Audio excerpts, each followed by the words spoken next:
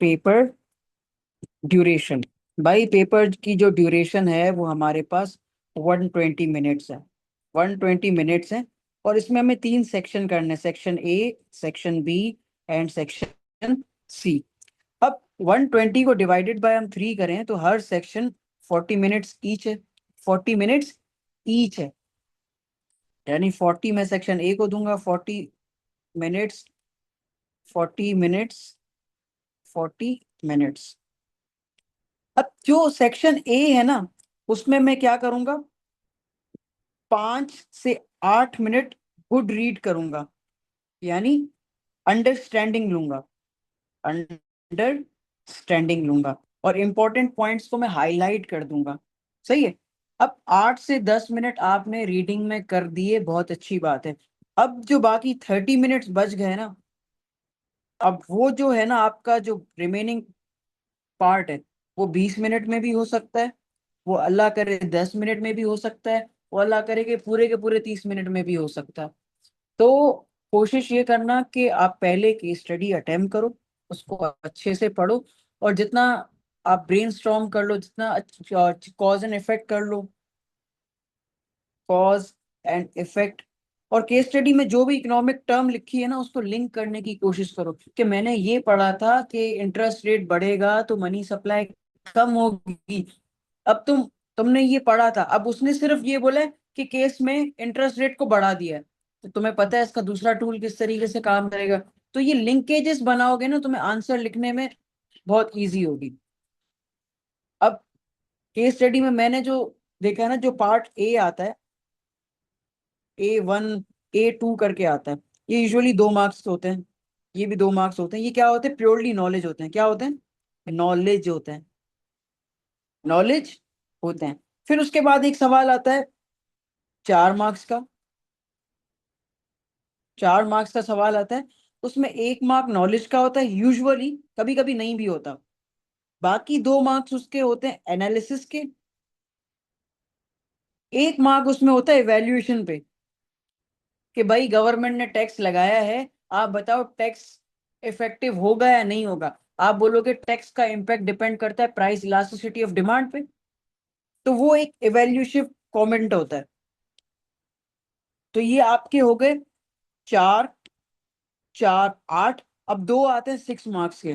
2 QSs are from 6 marks. 6 marks में क्या होते हैं, 4 मार्क AO1 प्लस AO2 के होते हैं, AO1 प्लस AO2 के होते हैं, और 2 मार्क एवेल्युएशन के होते हैं। 2 मार्क एवेल्युएशन पे होते हैं। जो भी उसने पॉलिसी लगाई, बोलो ये डिपेंड करता है गवर्नमेंट की मेंटेनेंस पे, टाइम कितना लग रहा है, ऑब्जेक्टिव क्या है। आपको एवेल्युएशन के कमेंट्स पता है कि भाई एक पॉलिसी से काम नहीं चलेगा, दूसरी पॉलिसी भी लगानी पड़ेगी, या इसके फायदे हैं तो इसके नुकसान भी हैं, but ultimately outcome will be improve. या आपने मेरी केस स्टडीज की वीडियोस देखी होंगी, उसमें भी मैंने अच्छे से समझाया है। तो इस तरीके से आप 6 मार्क स्कोर कर सकते हो। देखो अगर तुमने AO1 AO2 अच्छा नहीं किया ना, तो हमारा रूल है, हमारा रूल है, read again, read again, read again for evaluation, read again for evaluation. और इस क्वेश्चन में क्या होता है, 2 सपोर्ट के पॉइंट्स होते हैं, यानी, और 2 हैजर्ड्स के होते हैं, यानी 2 अगेंस्ट वाले पॉइंट्स होते हैं। तो 2 मार्क इधर, 2 मार्क इधर। सही है। अब वो तुमसे बोलता है कि यार ये पॉलिसी जो लगाई है, बताओ ये इफेक्टिव होगी या नहीं होगी। तुम पहले बताओ कि हाँ भाई इकोनॉमिक थ्योरी सपोर्ट करती है, ये सपोर्टेबल है। 2 रीजन बता दोगे, केस स्टडी से कोई पॉइंट उठा के बता दोगे। और हजार्डस या हार्मफुल क्यों होगी, वो भी तुम बता सकते हो कि भाई इससे पॉसिबली ये हो सकता है, ये हो सकता है। क्योंकि आप पेपर जब अटेम्प्ट करते हो ना, थिंक लाइक एन इकोनॉमिस्ट। आप सोचो कि भाई मैं इकोनॉमिक्स, मैं कोई चाय वाला नहीं हूँ, मैं कोई ऐसी पान बेचने वाला नहीं हूँ, मैं एक इकोनॉमिस्ट हूँ, मैं एक मुल्क चला रहा हूँ। जो पॉलिसी मैं बनाऊंगा, जिस तरीके से मैं इवेल्युएट करूंगा, इस तरीके से कोई और नहीं कर सकता।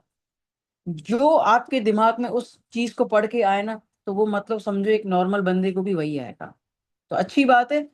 अब आपको 6 मार्क का स्ट्रक्चर क्लियर होगा। 2 मार्क, 2 मार्क मतलब पॉजिटिव साइड के असेसमेंट के, 2 मार्क नेगेटिव साइड के असेसमेंट में, और एक ओवरऑल कंक्लूड करना, ओवरऑल इवेल्युएट करना कि ये जो चीज है उससे वाकई फायदा पड़ेगा, पड़ेगा तो कितना पड़ेगा, नहीं पड़ेगा तो इसका ऑल्टरनेटिव बताओ।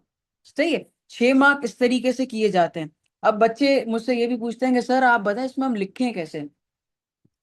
देखो, अगर 2 पॉइंट्स लिख रहे हो ना, अगर 2 पॉइंट्स लिख रहे हो ना, 2 तगड़े पॉइंट्स लिख रहे हो, 4 लाइंस काफी है।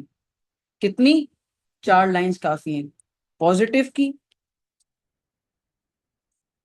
नेगेटिव साइड पे जा रहे हो या हैजर्ड्स पे जा रहे हो, उसके अगेंस्ट जा रहे हो, इसके भी 4 लाइंस काफी हैं।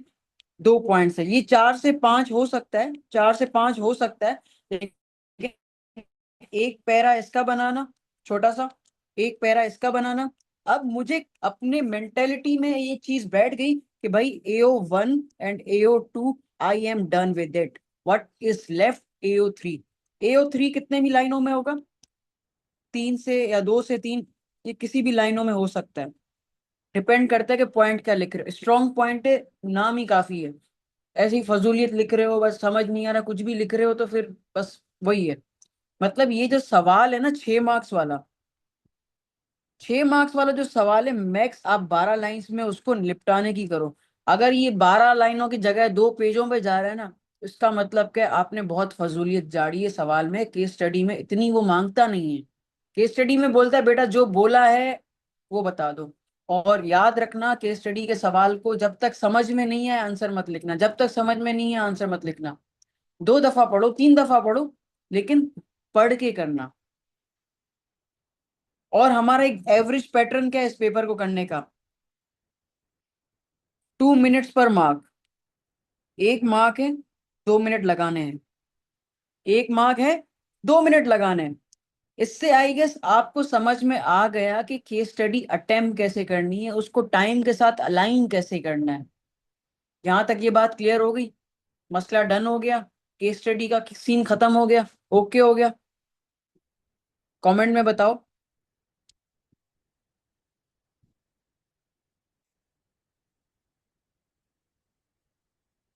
और वर्कशॉप के स्टार्ट में मैंने ये चीजें आपको पहले भी बताई थी कि भाई देखो, पूरे पेपर में AO1 AO2 AO3 ये सब किस तरीके से होता है। सही है। अब समरी क्या है हमारी? समरी क्या है?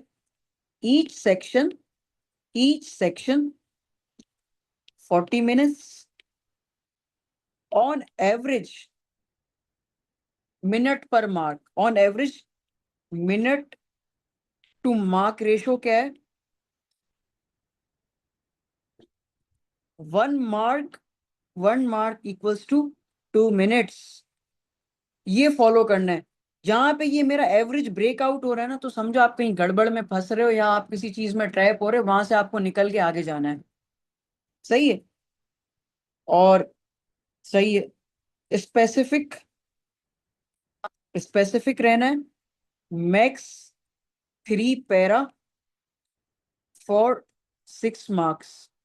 और पैराग्राफिंग करोगे ना, अगर पैराग्राफिंग करोगे ना तो बहुत अच्छा है एग्जामिनर को आंसर पढ़ने में। और डिफाइन ऑल की टर्म्स, ऑल की टर्म्स। और AO1 AO2 को अचीव करने का बेस्ट वे क्या है? To achieve, achieve best way क्या है? अचीव बेस्ट वे क्या है? Agree with the, agree with the, agree with the question statement. और दूसरा तरीका क्या है? Disagree, disagree. और provide alternative, provide alternative to statement. यानी जो सवाल की स्टेटमेंट है पहले उसके साथ एग्री करो, बोलो तुम अच्छे हो, तुम अच्छा पढ़ाते हो, तुम ये हो, तुम वो। फिर बाद में आओ, नहीं बेटा दूसरे ऑप्शन भी हैं, ये जो तुम चीज नहीं दे रहे ना वो सामने वाला ग्राहक दे रहा है, सामने वाला शॉपकीपर दे रहा है। सही है। डिसएग्री करके फिर उसको ऑल्टरनेटिव भी बताओ। और AO3 के लिए क्या है?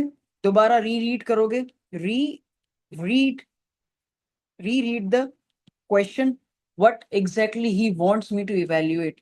क्योंकि आप इवेल्यूएशन के लिए जब दोबारा सवाल पढ़ते हो ना, तो आपको पता चलता है एग्जैक्टली वो मुझसे इवेल्युएट क्या करवाना चाह रहा है। क्योंकि हम आंसर लिख लिख के ना नंब हो जाता है, हमें लगता है ये भी लिखूं, ये भी लिखूं, ये भी लिखूं।